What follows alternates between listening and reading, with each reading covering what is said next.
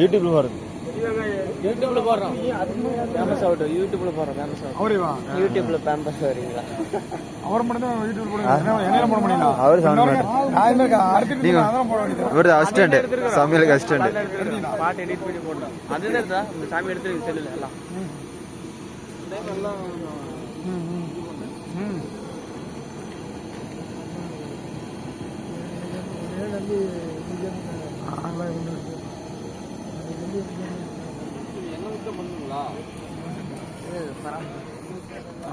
சாமி எடுத்து போடு. நல்லா இருக்கும்.